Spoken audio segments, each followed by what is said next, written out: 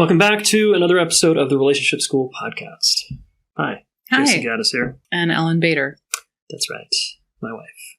It's been nice spending time with you. I know, it has been. Yeah. It's been really good. Wish we could do that all the time. Yeah, completely. We need to make more time like that. Maybe a little more old. Yeah, old and tired. Older.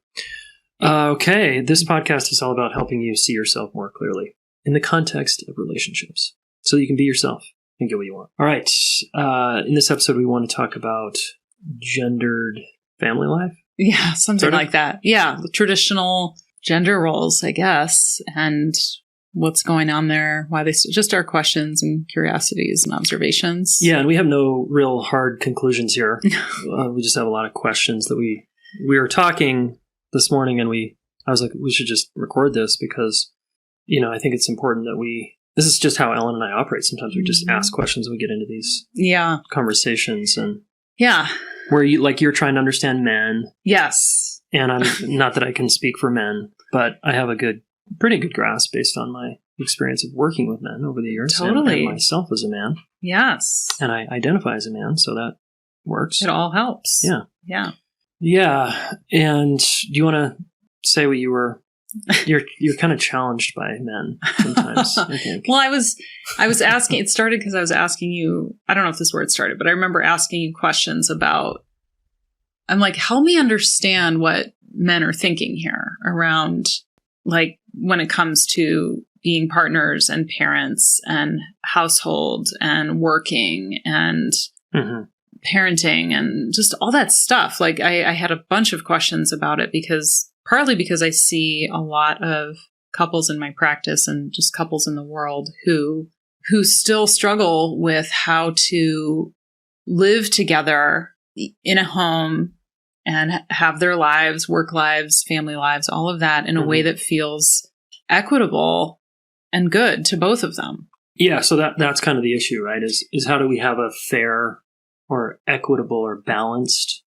responsibilities at home or raising a family? Or I think of it more shared responsibility. Shared leadership. Shared leadership. I love that because it's like two people have chosen to, in a marriage or in a partnership, two people have chosen to join their lives, share their lives, and share potentially a home, children, a lot of material world things, finances and responsibilities and things like that. And yet so often still, I think those responsibilities tend to get very gendered.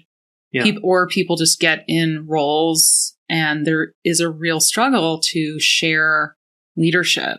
And people seem to want that at the same time. Like people, I'm not just looking at people thinking, I don't know, I'm having people actively come in for help with this in their partnership or in their family around challenges, frustrations, around how to share ownership and leadership for what they've very willingly taken on. And it seems like that because we're at a time in the world where we can share leadership, we aren't taking for granted that men and women, let's say, have certain roles they're allowed to have. Like, since all of that is, we're starting to be raised with more options. With more options. Yeah. Thank God. Yeah. And, totally. But yet what I watch is things end up going very traditional still, because I think there's still a strong pull to those roles. And yet people are upset by them and struggle. And I don't know, there just seems like there's a lot there. Yeah. And let's zoom back out just for a second and say this is, we're going to talk in a pretty heteronormative way. Yeah. Right now, man, woman. We get that it can be man, man, woman, woman, they, them, and woman. Like, there's a lot of configurations here. And the challenges still might arise in a gendered way where I think the way we're talking... Or in a polarized way. That's probably a better way to say it. In a polarized way where one person is taking on, we're sort of dividing and conquering versus collaborating and crushing. Right. Okay. and let's talk about the divide and conquer, kind of what you see in your practice and certainly what I've seen. And we have, people in our community that are set up like this. And it seems to be man goes out and works and earns money, and that's his sort of contribution to the family. I'm a provider, I'm a protector, et cetera, right? Yeah. And woman stays home, raises the family, takes care of the house. That's kind of the traditional thing you're talking about. But this day and age, you're saying women actually have another layer, which is... Oh, gosh, yes, this gets complicated. I want to be professional. I want to have a career. And it seems like, I think, if I remember right, still the brunt of the household and childcare falls on the woman, maybe by default, instead of an actual explicit agreement. Totally.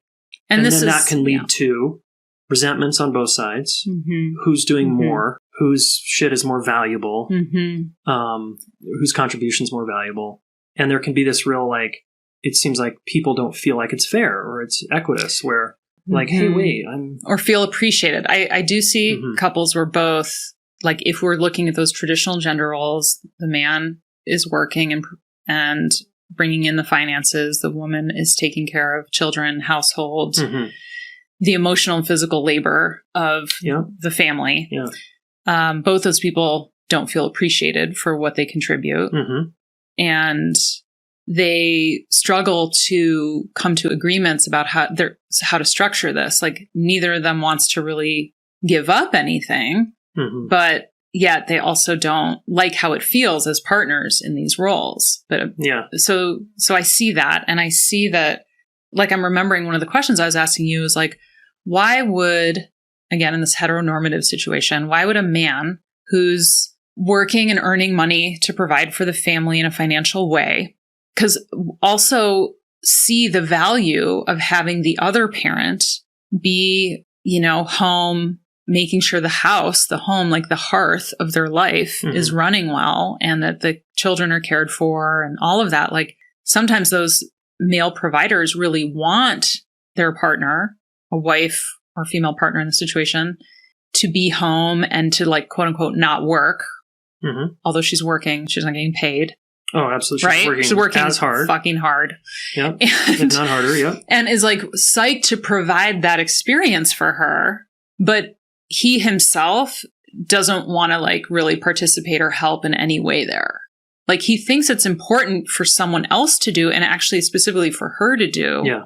But he's like, I'm not doing that. Like, I don't do that. And I was trying to get inside, like, why? Understand the male. I'm trying to understand where that comes from, because I'm like, clearly that man sees the value of having the mother in the situation really there for the kids and for the whole family in terms of all the things that entails, which is an enormous amount of tracking, and it's operations manager for their lives, really.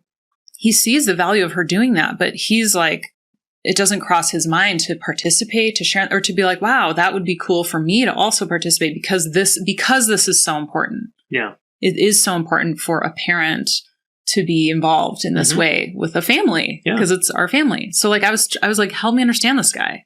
Yeah. And so let me try again, even though we had a great dialogue about it, just for the listener here. And I'm curious what you, the listener, think about this, how you would answer this question.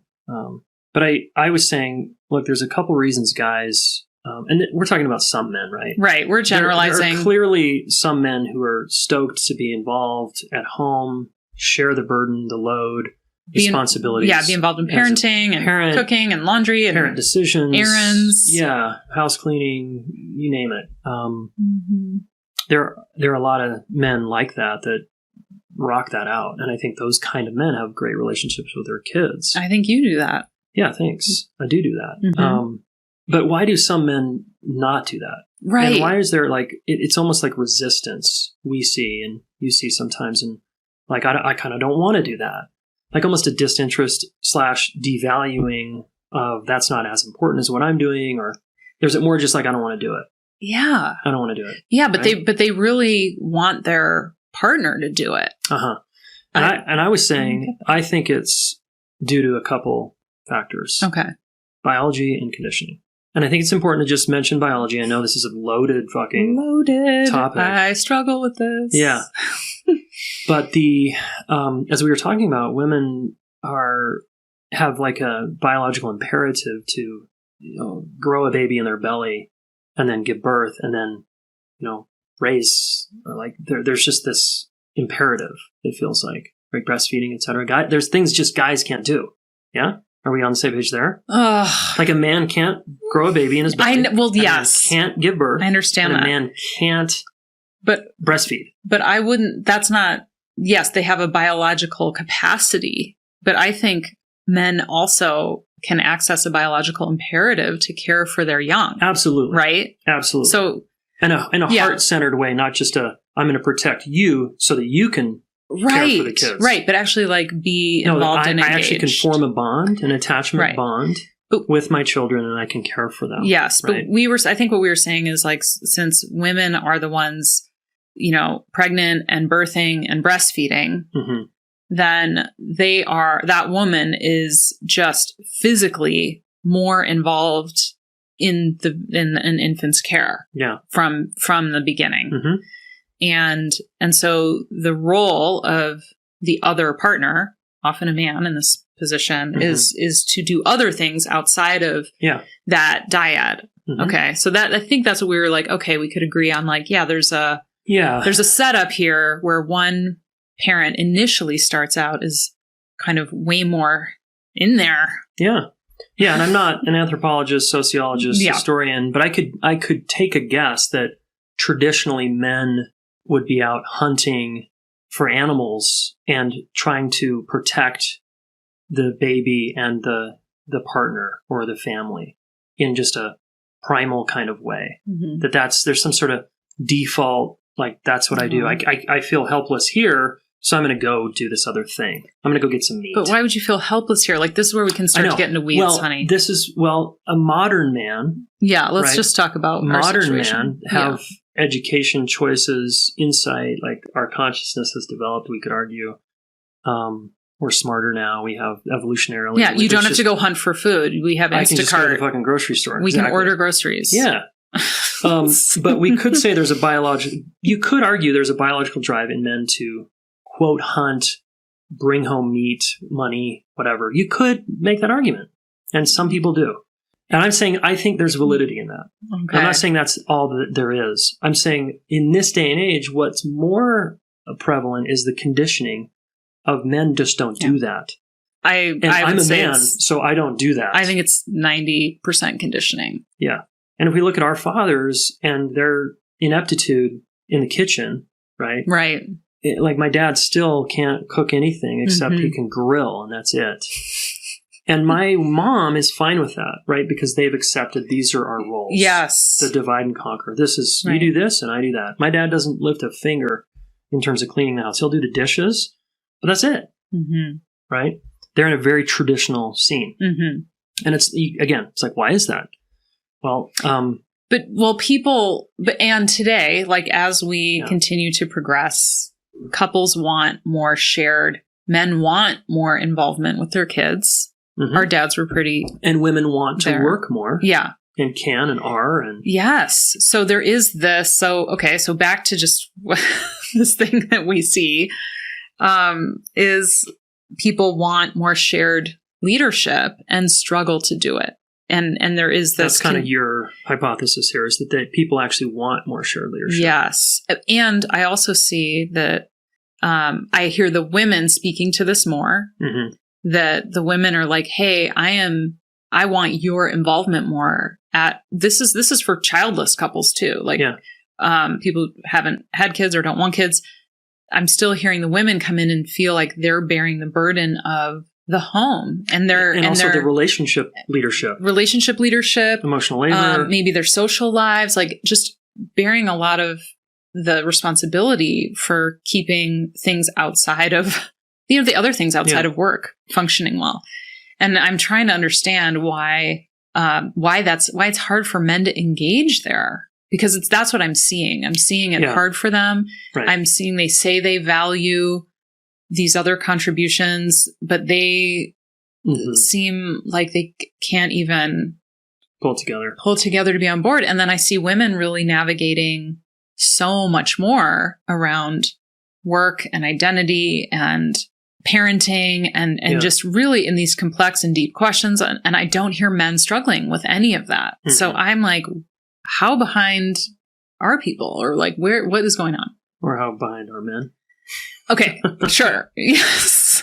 Yeah. Well, I'm very curious about the woman's experience here. I think just to know that women are holding that much, I want to hear more about that in a minute. Okay. Because I think you're right. I think women have more capacity and they are holding way more, wrestling with these things more. Mm-hmm. But I think the other reason I was going to say is, so I said biology, kind of, slippery slope there. And then conditioning. And conditioning is men are conditioned to not feel, to not be that relational, to be pro-self over pro-relationship. Mm-hmm. So when the home and the hearth all feels like this is new for me, this is harder for me.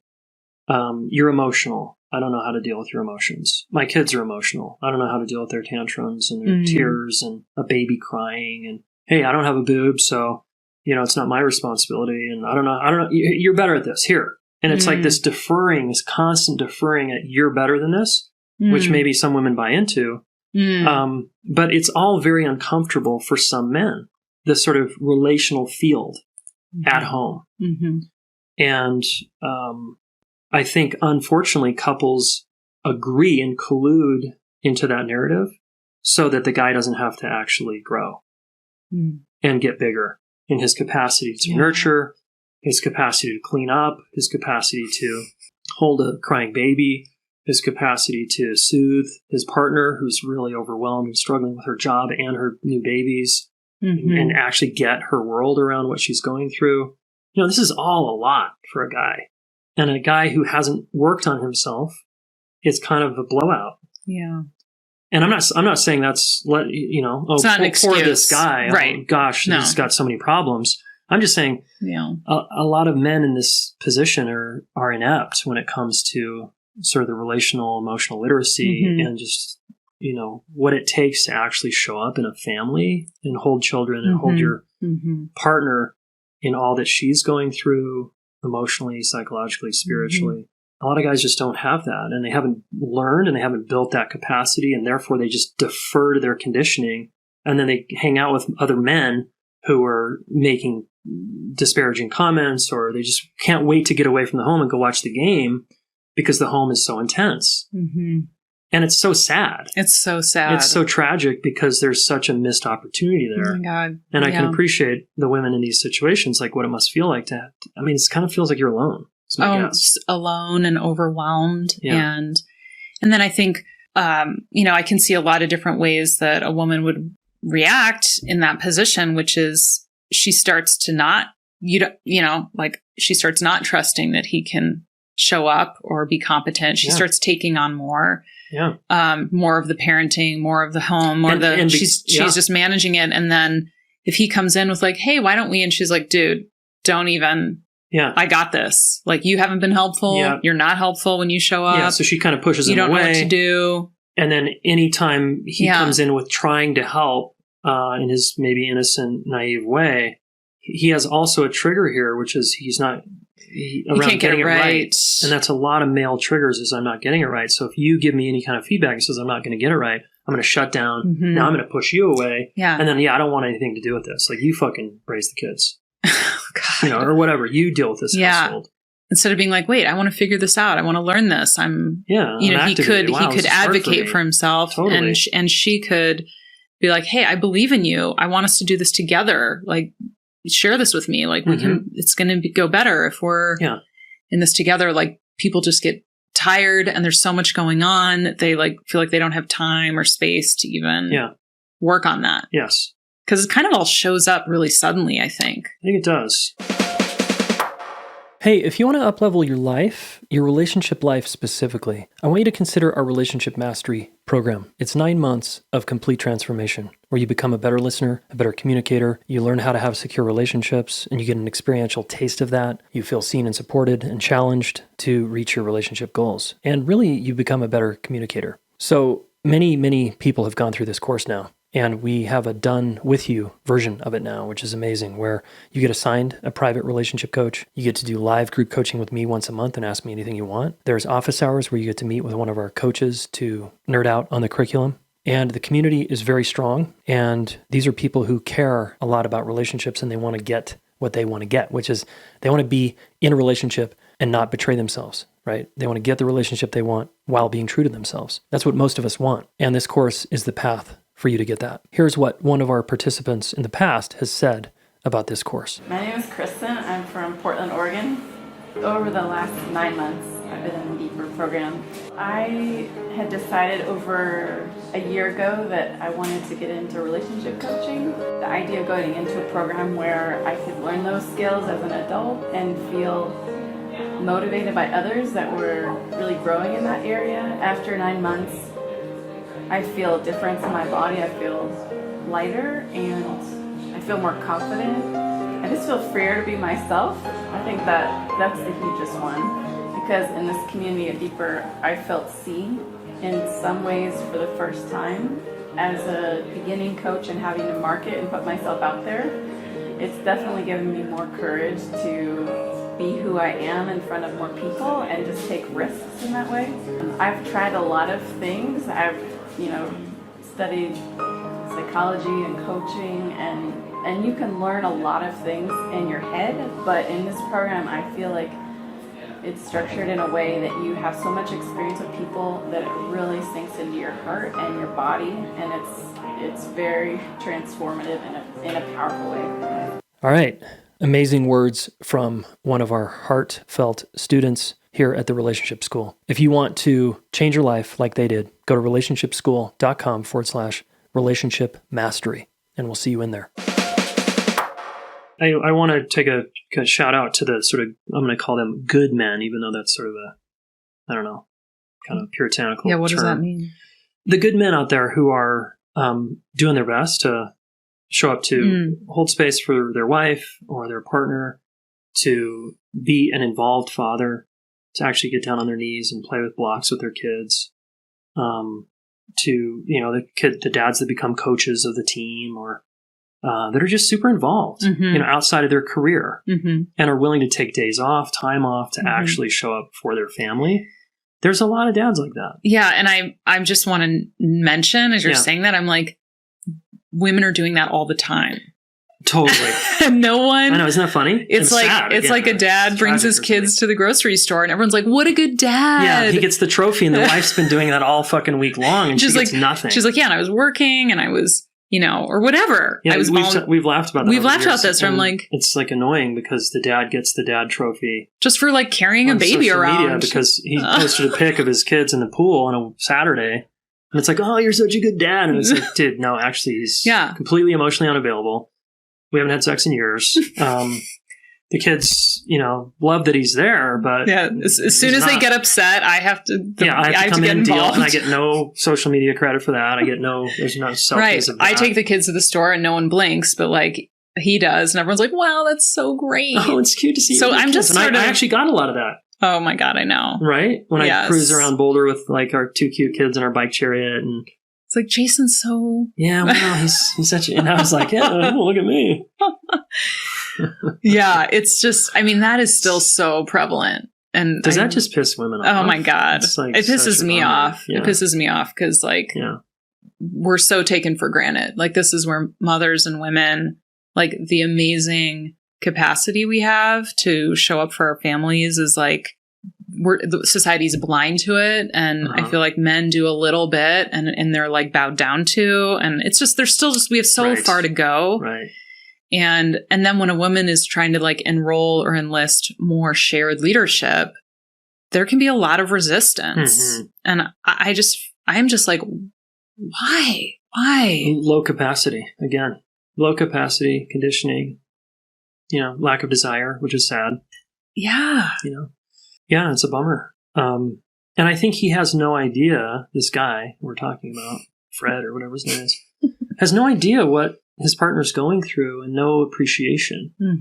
And so I'm sure she feels resentful, underappreciated, not considered, not like we're a team here. Yeah, and it's sort of like there's no end in sight. Like where would she even begin? Like I can just see her being like, where do I even begin with trying to help you understand what I grapple with over here and how to manage all this. Can you say what you grapple with over there? And can you talk from the perspective of a working mother who also is heavily raising the children, kind of the leader? primarily. Maybe a lone leader. You see me as that? Is that no, what you're I'm saying speaking. I was like, what? Speak for the woman who yes. is working professionally to build a career and she's excited about that. Yes. And she feels the pull of like being home. Yeah. And also wants to be heavily involved and is also still the leader. Yeah. So she's doing, like you said, more. She's doing both. And the man is only doing kind of one thing. Like, it's like they're not taking on more. And I just keep seeing this. And well, I feel like, I mean, there's so much I could say about that woman, and just like, we have to appreciate that we're raising women now. Like, I was raised to really consider what kind of career I wanted and how I wanted to, like, what role I wanted to have in the world. And so we too, just like men, want to have work in the world often. Yeah. And for me, I know my kids came along and work became secondary. Like, I was like, this is very primary for me. That's not true for every parent or every woman, but a lot feel like, okay, the kids and home are primary, at least for a period of time, and work becomes secondary. And yet she still is someone who really values earning money or having a career. And yet she's figuring out a way to kind of have, to center the parenting role she has.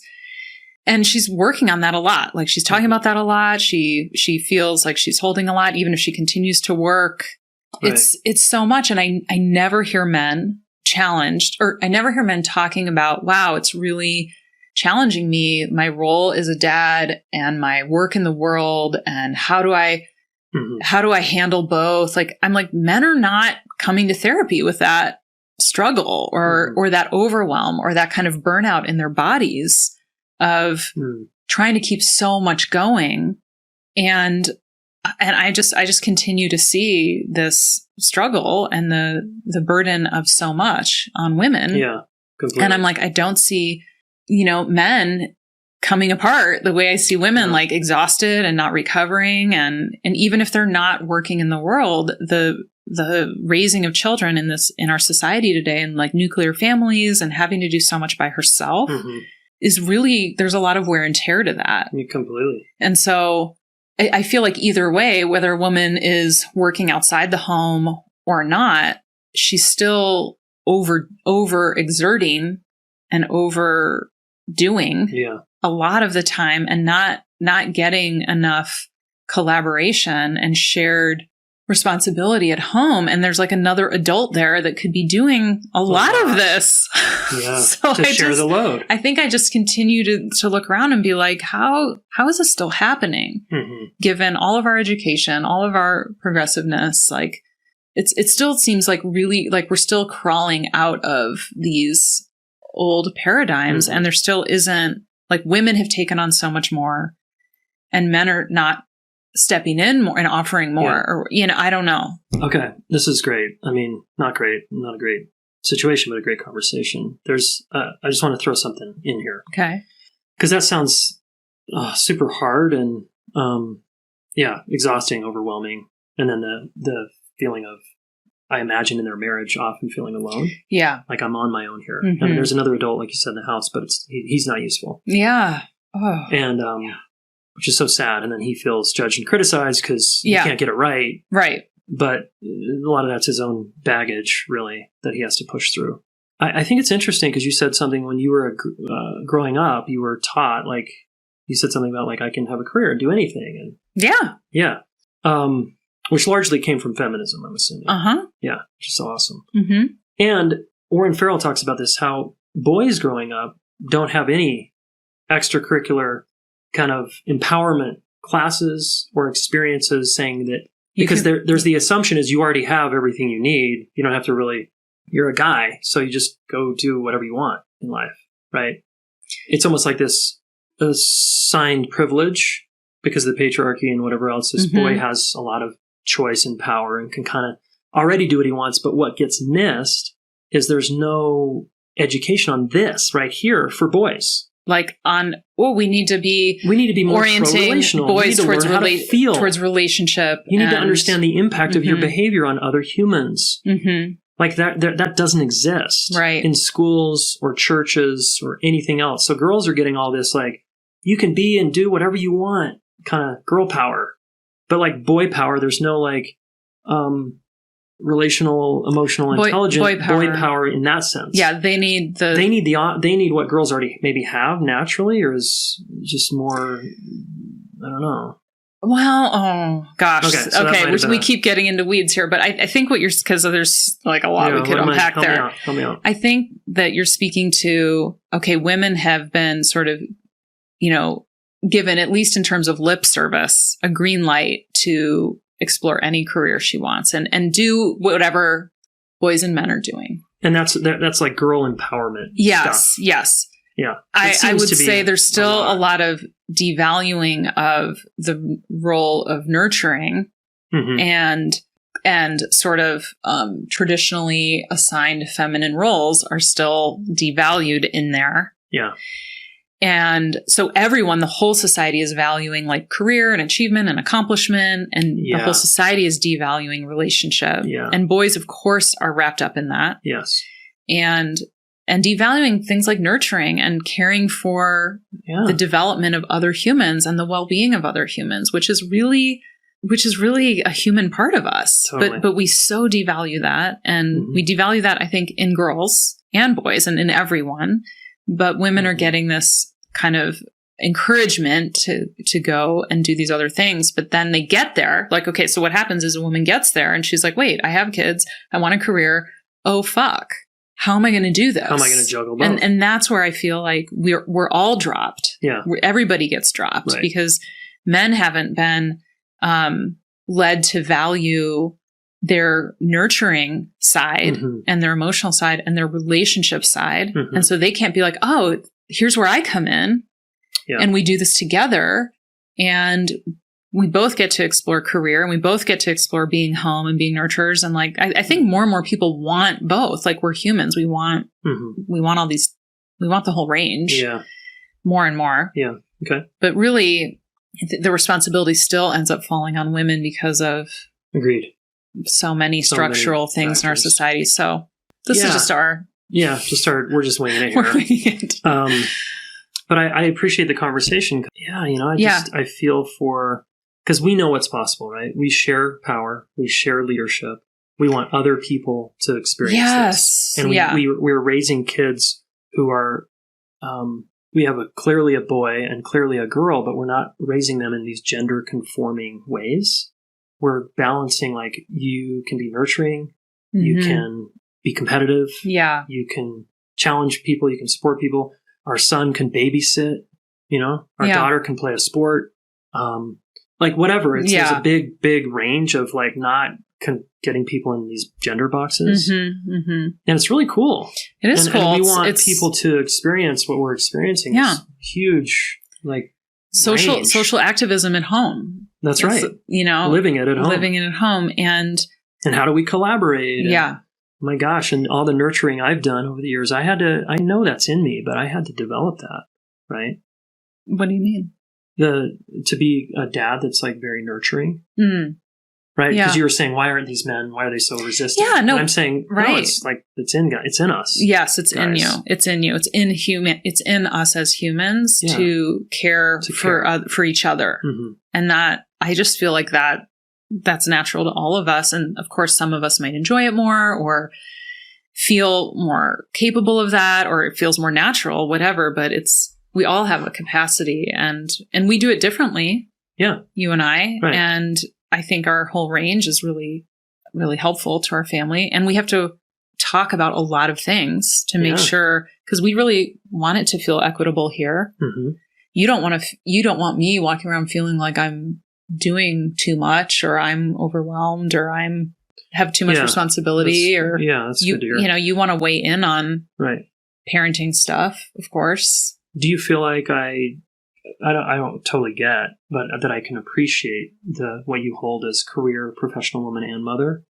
I think you're a really good listener there, and I feel like there's something that my female colleagues and mothers like I think just get more. Sure, but I think you are an exceptionally good listener and really support me there. really, really well. But like, do you get it in there? And like, you're not like, yeah, totally. I struggle with that too. It's not like that. No. But there's definitely a way that you really listen and support me with my journey with that. Cool. Yeah. And you don't really let me get away with doing things by myself. You don't like when I go into that mode of just kind of making decisions and doing shit. Yeah. No, I want it to be a collaborative. Again, cool. We're co-leading here. Yeah. Co-leading our life. And I want that too. And then sometimes we're too busy and we're just, we have to slow down and make sure we're together on things, which is so much better. It is so much better than doing it separately. Yeah. I want you to know, I want to be able to leave for a weekend, which I'm doing. And just like, I just walk out the door. I don't have to like leave you a list. Yeah. I'm just like, see ya. I know you, like, what's going on in everyone's lives. You're just as clued in as I am. And you do it differently, but like, I mean, there's a reason I just said Homer Simpson, but there's a reason like we have Al Bundy and Homer Simpson is like these caricatures. Yeah, right? These caricatures. In the collective. Yes. These like incompetent men at home kind of guys. Yeah. Yeah. I mean, that's gotta shift. Yeah. Is it shifting? I don't know. That's kind of why we got on this topic today, because I just had all these questions for you, because I'm trying to understand what's in the way. Because I think being involved at home is so awesome. Oh my God. And creating a home that feels really good to everybody is such an incredible thing. Like I love what we've done and I love being part of that. And it can be hard for me to understand why someone who has that opportunity wouldn't want to contribute and get and like roll up their sleeves and get in there. Right. Because I feel like there's so much. It's like rich soil. It's like, why wouldn't you want to put your hands in that? Like, it feels so good. Yeah, I'm with you. It feels good. And it's messy, I guess. Or messy. It's life-changing, though. I'm such a better human being because I'm a dad and I'm a husband. I mean, I've become such a better person. Yeah. Yeah, and just side note for any prospective dad listening, I did a recent podcast on a comprehensive guide for expectant dads and new dads. Go listen to that. I want to listen to that. Okay, because it's really all about like, let's step up and increase our capacity here to raise young ones if we choose that path. Yeah, you're so needed. Oh my God. Yeah. Your kids and your partners need you in there. Yeah. They need you in there. And rather than that call being a burden and this scary thing, it can be like a call into a deeper version of yourself. Yeah. All right. Well, leave us your comments on social media wherever you listen to this. So we can always do a part 2 with some. Yeah, we didn't probably do many of these issues justice, but we wanted to just share some of our thoughts. Yeah, and I acknowledge our privileged position here too in this conversation. So. Absolutely. Okay. Thanks, everybody. Oh, action step would be to share this with a friend and like, how are you wrestling with this? Maybe journal about it. And or even better is to talk to a friend about this or your partner. Like, how do we share leadership here? Mm-hmm. Do we want that? And if you're single, like, how am I going to share leadership when I'm in a partnership one day? Mm-hmm. Does that sound good? How can we benefit from that? There's so many benefits to that. Yeah. Cool. Okay. Thanks, honey. Thanks. As you know, I've dedicated my life to helping people with their relationships, right? I want to solve this problem so that all of you can work through your differences and have fulfilling, amazing, badass partnerships and relationships, family, coworkers, friends, whoever. And I have trained a ton of relationship coaches, almost 100 certified relationship coaches, to help you specifically work through your relationship challenges. So I want to invite you to a special deal we're offering to the podcast listener where you can get 50% off your first month of coaching with one of our amazing relationship coaches. Okay, if you're tired of therapy, it feels like that's going around in a circle, or you want to actually set goals and accomplish your relationship goals, hire a relationship coach. Okay, go to relationshipschool.com/get coaching now, and then use the coupon code FIRST50 to get the 50% deal off your first month of relationship coaching. Super psyched to have our amazing coaches serve you and help you get to the next level. Hey, thanks so much for listening. Please subscribe to this YouTube channel. Share one of these videos with a friend. We want to help the planet get their act together around relationships, and you are one of them, so thank you.